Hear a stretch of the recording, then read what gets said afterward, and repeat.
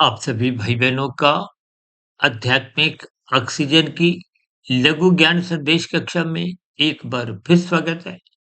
आज की चर्चा हम देखिए एक शब्द रोष पे करने जा रहे हैं। रोष को देखिए एक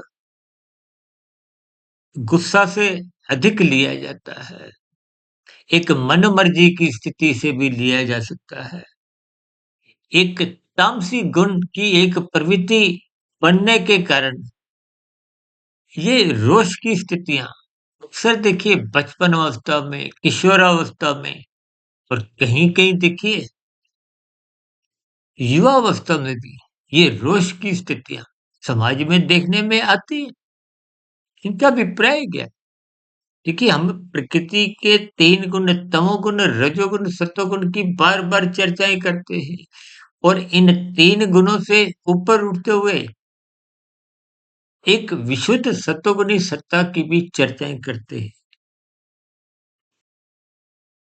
गुण, रजोगुण, सत्वगुण ये माया के गुण हैं, प्रकृति के गुण हैं या यूँ को तमोगुण, रजोगुण, सत्वगुण ही इस प्रकृति का एक मूल आधार है।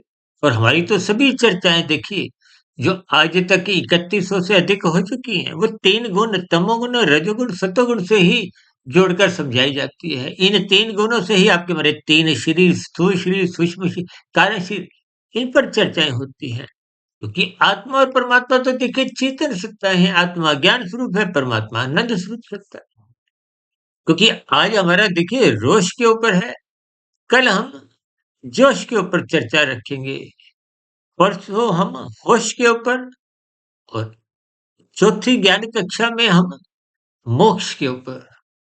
देखिए ये सभी शब्द क्योंकि मिलते-जुलते हैं, प्रकृति के 3 गुण और परमात्मा से संबंध रखते हैं, इसीलिए इन चारों शब्दों को हम एक क्रमबद्ध सिलसिलेवार आज क्योंकि तमोगुण से अच्छा गुण रजोगुण है, रजोगुण से अच्छा गुण सत्वगुण है और सत्वगुण से भी एक विशेष स्थिति वो तो परमात्मा को पाने विशुद्ध सत्वगुणी सत्ता की है।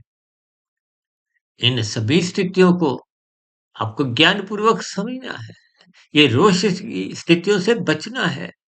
देखिए तमोगुण अपने आप में कोई निंदक स्थितियाँ नहीं है, लेकिन उसकी तमोगुण के अंतर जब हम एक निषेधात्मक स्थितियाँ की बात रखते हैं, उन स्थितियों की देखिए निंदा है। ये रोष का अभिप्राय विरोध से भी लिया जाता है। हालाँकि देखिए एक तामसी वृत्ति का तो एक विरोध भी अच्छा माना जाता है। समाज में अपराधी लोगों का विरोध करना अच्छी बात है। लेकिन जब हम रोष की बात एक तामसी वृत्ति से एक विकार रूप में करते हैं, तो उस स्थिति विशेष की यानी कि एक अवगुण के रूप में उसकी एक निंदा ही की जाती है। आज युवा वर्ग में विभिन्न रोष की स्थितियाँ बनते हुए कहीं-कहीं देखिए कुछ ऐसे विरोध की स्थितियाँ में युवा वर्ग सरकारी संपत्ति का भी नुकसान कर बैठते हैं। सर देखिए आप परिवार में भी देखे होंगे ना बच्चे जब जिद करते हैं, बचपन अवस्था तो देखिए बहुत होती है लेकिन किशोरावस्था में कुछ इन सभी स्थितियों में रोष की स्थितियाँ विशेष रूप से देखिए युवा वर्ग में कुछ ऐसे ही रोष की स्थितियाँ कहीं-कहीं देखने को मिलती हैं। हालाँकि देखिए युवावस्था में तो थोड़ा जोश अधिक आने लगता है, लेकिन फिर भी इस रोषमय स्थितियों को हमें विभिन्न प्रकार की स्थितियों बुराई से बचना है।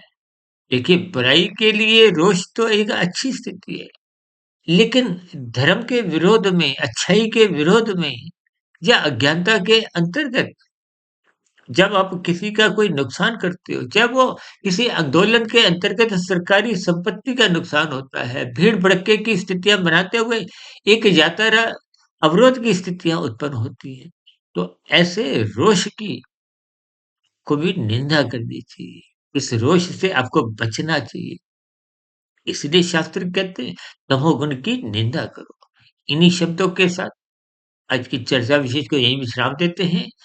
कल चर्चा रखेंगे राजसी स्थिति पर जोश की एक जोश को देखिए अलग-अलग स्थितियों में उस पर एक विशेष चर्चा रखेंगे। तब तक सुधीर भाटिया फ़कीर को इजाज़त दें। वीडियो विशेष को ध्यानपूर्वक सुनने के लिए आप सभी भाई-बहनों का बहुत-बहुत धन्यवाद।